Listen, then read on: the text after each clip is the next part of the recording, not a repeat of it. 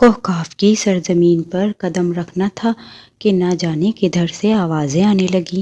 اے نوجوان، بھاگ جا ورنہ مار ڈالیں گے، یہ جنوں کی بستی ہے، یہاں انسان کا کیا کام، بھاگ جا۔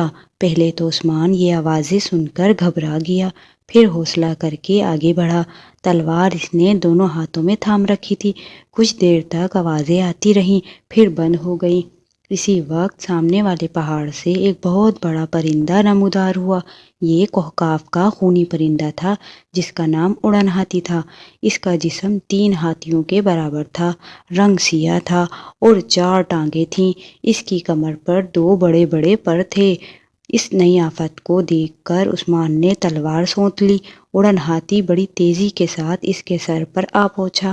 اس نے اپنی غار جیسی چونچ کھولی اور بڑی پھرتی سے جھک کر عثمان کو نگل لیا۔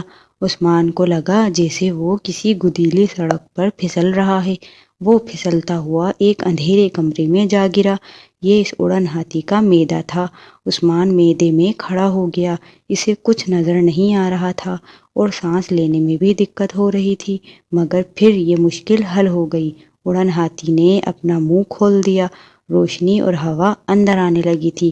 بونے بادشاہ نے کہا، باپ رے، یہ خوفناک پرندہ میرے باپ نہیں، دادا بلکہ پردادا نے بھی نہیں دیکھا ہوگا۔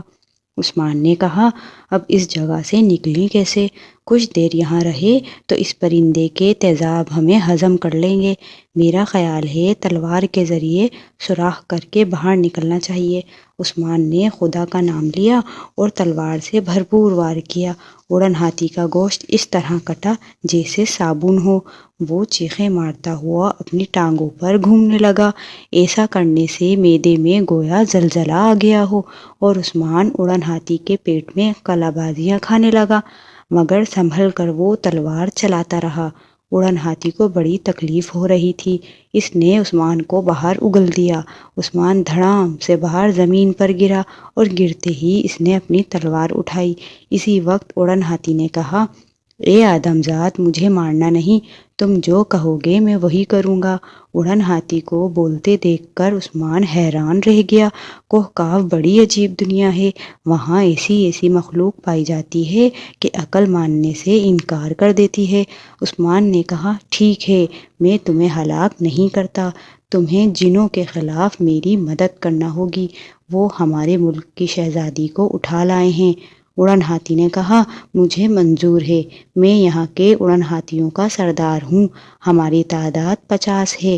جب بھی تم مغرب کی طرف منہ کر کے مجھے آواز دو گے، میں اپنے ساتھیوں سمیت تمہاری مدد کے لیے آ جاؤں گا۔ عثمان آگے بڑھ گیا۔ 1 دن اور 1 رات مسلسل سفر کے بعد وہ پیٹو جن کے محل کے پاس پہنچ گیا، جہاں شہزادی افشین قید تھی۔ پیٹو جن کو جب خبر ملی کہ ایک انسان شہزادی کو رہا کرانے آیا ہے تو وہ کہکے لگانے لگا اور اپنے محل کی چھت پر آ کر بولا، اے آدم زاد، تو ہم سے ٹکر لینے آیا ہے؟ اپنا قد دیکھ، اپنی طاقت دیکھ، جا چلا جا، میں تیری جان بخشی کرتا ہوں۔ عثمان نے بڑی جرأت سے کہا، او بدبخت جن، غرور نہ کر، کبھی کبھی چیونٹی بھی ہاتھی کو مار ڈالتی ہے، اپنی خیریت چاہتا ہے تو شہزادی کو آزاد کر دے۔ پیٹو جن کو غصے میں آ کر پھنکارنے لگا۔ اس نے اپنے غلام دیوں کو حملہ کرنے کا حکم دیا۔ عثمان نے اسی وقت مغرب کی طرف منہ کر کے پوری طاقت سے کہا، اے اڑن ہاتھیوں، میری مدد کے لیے فوراً آؤ۔ اڑن ہاتھیوں کے جتھے آسمان پر نمودار ہوئے۔ ہر طرف اندھیرا سا چھا گیا۔ اڑن ہاتھیوں نے اپنے منہ میں کئی من کے پتھر دبوچ رکھے تھے۔ انہوں نے اڑتے ہوئے یہ پتھر دیوں پر پھینکنا شروع کر دیے۔ ایک دیو کی چمکتی ٹنڈ پر پتھر پڑا تو وہ تربوز کی طرح پھٹ گئی اور دیو مر گیا۔ دیکھتے ہی دیکھتے میدان دیو کی لاشوں سے بھر گیا۔ عثمان محل میں گھس گیا۔ پیٹو جن کی گز لمبی تلوار تھامے اس کے سامنے آ گیا۔ مقابلہ شروع ہو گیا۔ پیٹو جن بڑا ماہر تلوار باز تھا۔